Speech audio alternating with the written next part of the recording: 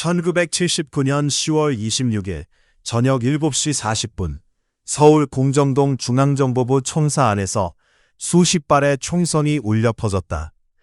이 순간은 한 시대의 종말을 알리는 신호탄이었다. 18년간 대한민국을 이끌어온 대통령 박정희가 중앙정보부장 김재규가 쏜 권총에 의해 목숨을 잃은 것이다. 그와 함께 대통령 경호실장 차지철도 현장에서 숨졌는데 그는 대통령의 그림자라 불릴 정도로 막강한 권력을 가진 인물이었다. 이 사건은 단순한 인물 하나의 죽음을 넘어 군사 독재 시대의 끝과 새로운 민주화 시대의 시작에 대한 희망을 품게 하는 순간이었다. 많은 이들은 이제 진정한 민주화가 실현될 것이라 믿으며 잠시나마 서울의 봄을 맞았다. 박정희 대통령 사망 직후인 1979년 10월부터 1980년 5월까지 시민들은 독재의 종말을 실감하며 다시는 총칼에 의한 권력 교체가 반복되지 않을 것이라고 믿었다. 하지만 역사는 기대와는 다르게 흘러갔다. 서울의 봄은 결국 끝내 오지 않았고 그 이유는 단 한 명의 장군과 그가 이끈 비공식 조직에 있었다. 1979년 12월 12일 대한민국 육군 보안사령관 전두환 소장은 뒷내 비밀 조직 하나를 중심으로 군사 반란을 일으켰다. 이것은 합법적 명령도 아니고 정당한 권력 이양도 아닌 무력에 의한 명백한 쿠데타였다. 그날 밤 단 9시간 만에 전두환은 군 전체를 장악하며 전두환은 대통령을 넘어 군 권력의 정점에 올랐다. 이 순간부터 제2의 군사 독재 시대가 대한민국에 시작된 것이다. 박정희 대통령과 차지철 경호실장이 동시에 쓰러진 그 혼란의 밤, 대한민국 권력 서열은 완전히 붕괴되었다. 대통령 직위부터 그 밑에 권력까지 모두 공백 상태에 빠졌고 오직 중앙정보부장 김재규만이 남아있었지만 그는 사건의 주범이었다. 권력의 진공 상태 속에서 보안사령관 전두환이 사실상 유일한 대체자가 되어 권력을 잡는 길이 열렸다. 임시 대통령 권한 대행 최규하와 국무총리는 전국의 계엄령을 선포하고 암살 사건의 진상을 밝히기 위해 합동수사본부, 즉 합수부를 설치했다. 그리고 합수부장에 전두환을 임명함으로써 전두환에게 검찰, 경찰, 정보기관을 통제하는 막강한 권한이 부여되었다. 그러나 전두환은 단순히 수사에 머무르지 않았다. 한화회라는 비공식 조직을 통해 군 내부의 인사권까지 장악하며 권력을 공고히 했다. 한화회는 64기에서 12기까지 약 200명의 장교들이 참여한 엘리트 네트워크로 박정희 정권 시절부터 대통령이 직접 후원해온 조직이었다. 한화회 구성원들은 강한 엘리트 의식을 갖고 있었고 기존의 단기과정 출신 잠성들과 갈등이 깊었다. 전두환은 한화회 네트워크를 활용해 점차 군부 전체의 인사권을 장악해 나갔다. 그러나 이에 반발하는 세력도 존재했다. 그 중심에는 육군 참모총장 정승화 대장이 있었다.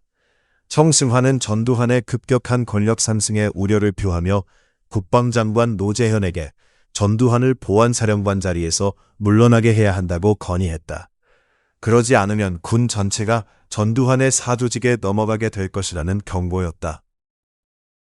하지만 이 소식이 전두환의 귀에 들어가면서 상황은 급변했다. 전두환은 자신의 군생활이 끝날 수 있다는 위기감을 느끼고 정승화를 먼저 제거하기로 결심했다. 그는 정승화가 김재규와 내통했다는 허위 의혹을 만들어내어 정승화 체포작전을 준비했다. 1979년 12월 12일 생일집 잔치라는 작전명 아래 전두환과 하나조직은 정승화 육군 참모총장을 체포하기로 했다. 이 작전이 성공하면 육군 전체를 장악할 수 있는 발판이 마련되는 셈이었다. 작전 당일 합수부 헌병 65명이 무장한 채 정승화가 머무르던 한남동 육군 참모총장 공관을 급습했다. 허가도 받지 않은 상태에서 체포를 시도했으며 정승화는 강제로 차량에 실려 연행되었다. 이에 충성을 다하던 해병대가 출동했지만 이미 모든 상황은 전두환 쪽으로 기울어 있었다. 전두환은 최규하 대통령에게 체포 승인 요청을 했으나 최규하는 국방장관과 상의 후 결정하겠다며 거절했다. 이때 국방장관 노재현은 자리에 없었고 한편 연희동에서 열린 합수부 주최 연회에 참석한 수도경비사령관 장태환과 특수전사령관 정병주는 점승화 체포 소식을 듣고 즉시 복귀해 반란 진압을 준비했다. 장태환은 전두환과 합수부에 경보를 보냈지만 전두환은 계속해서 체포 승인을 요청했으나 최규하는 단호하게 거절했다.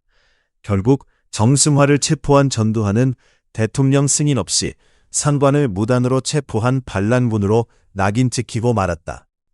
육군 지휘부는 즉각 반격을 준비했다.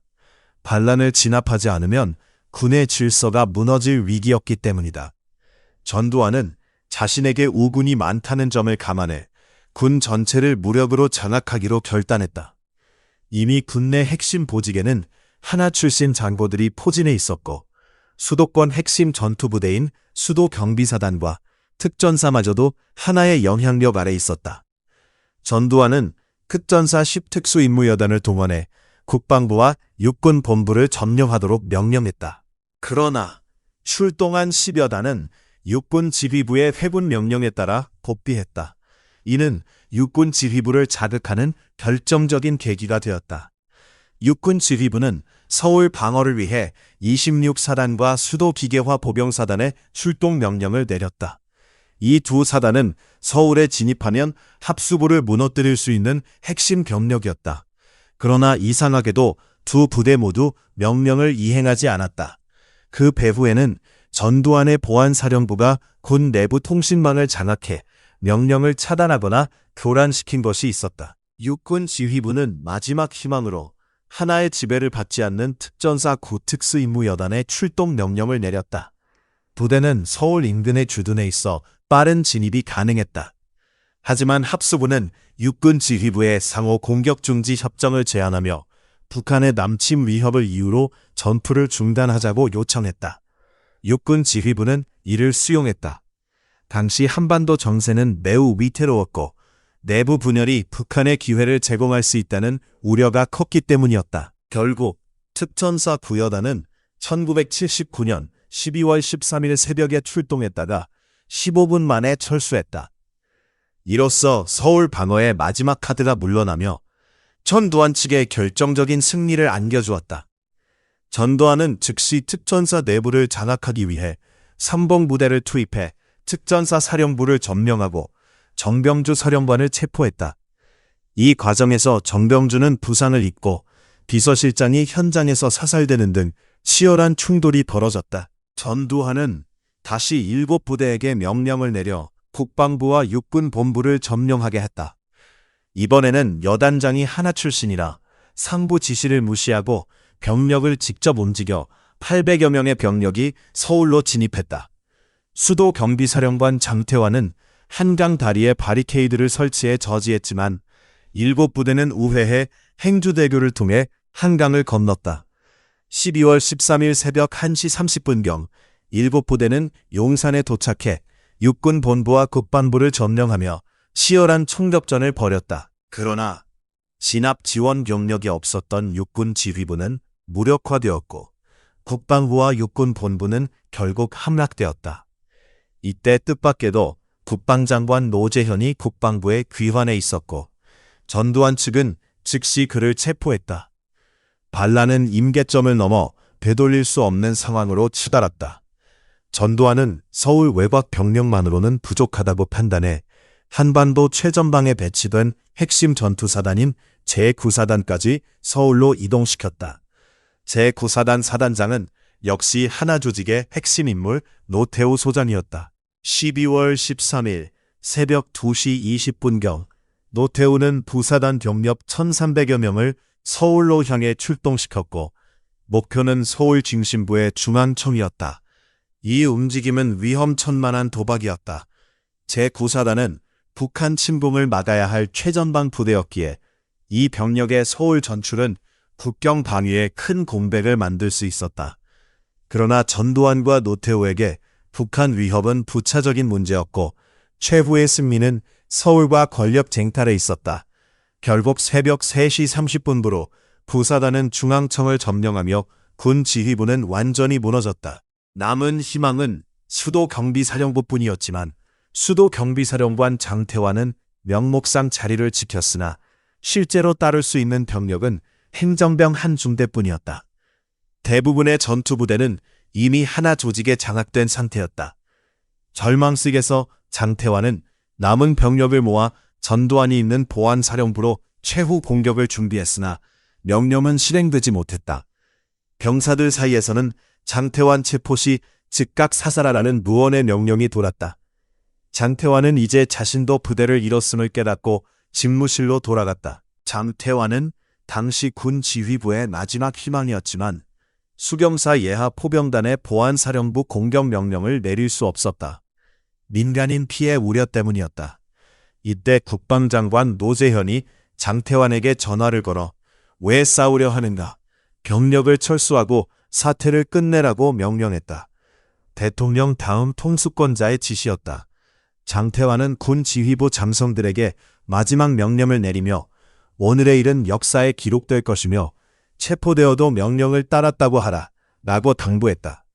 이로써 반란 저지의 마지막 가능성은 사라졌다. 이후 합수부 병력은 계속 서울로 집결했고 새벽 3시 40분경 수도 경비사령부까지 점령되었다.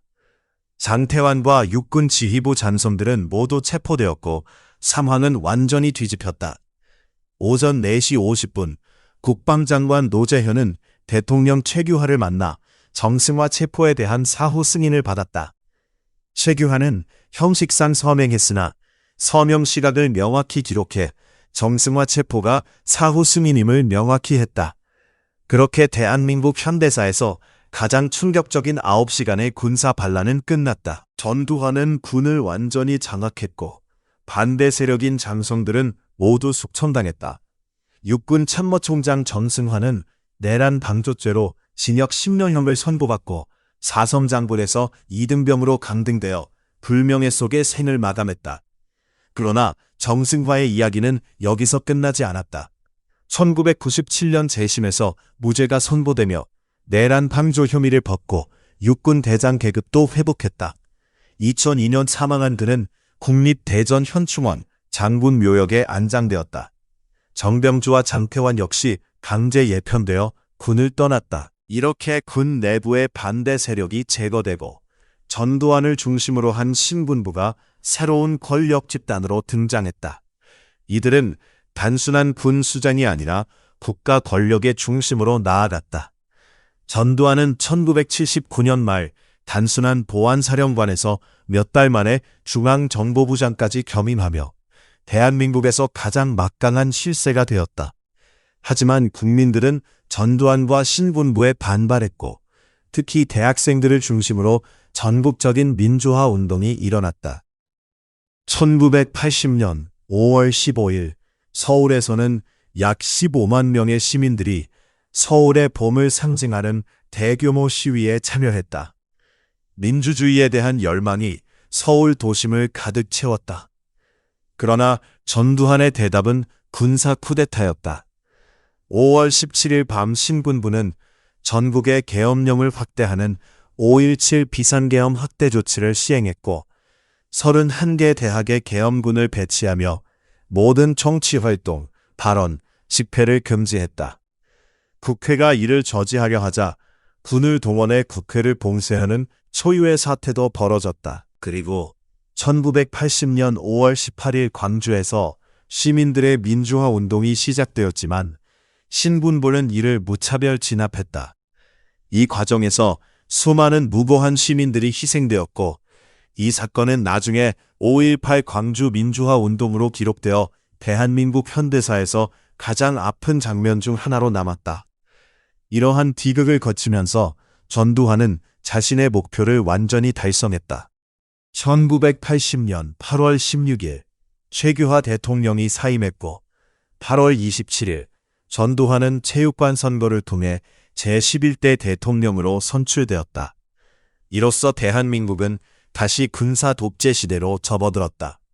단 9시간 만에 군 전체를 장악한 12.12 군사 반란은 단순한 정권 교체가 아니라 법과 질서를 무너뜨리고 국민이 선택한 민주주의 길을 무력으로 억누른 중대한 역사적 반역이었다. 그날 밤 서울은 고요했지만 군 내부에서는 피와 권력이 교차하는 처절한 암투가 벌어졌고 그 결과는 7년간 지속된 또 하나의 군사 독재로 이어졌다. 1979년 10월 26일 총선과 함께 찾아온 서울의 봄은 권력의 탐욕 앞에 무참히 짓밟혔다. 오늘 소개한 12.12 군사 반란은 단순한 과거사가 아니라 헌정과 민주주의, 군의 정치적 중립이 얼마나 중요한지를 일깨워주는 살아있는 교훈이다. 우리는 이 역사를 통해 다시는 같은 비극이 반복되어서는 안 된다는 교훈을 얻어야 한다. 이 이야기가 역사에 대한 이해에 작은 도움이 되었기를 바라며 더 깊이 있는 역사 이야기를 함께 나누고 싶다면 구독과 좋아요로 응원해달라. 12.12에 관한 여러분의 생각과 느낌을 댓글로 나누어주면 다음 이야기를 준비하는데 큰 힘이 될 것이다. 함께 해주셔서 감사하며 다음 이야기에서 다시 만나길 바란다.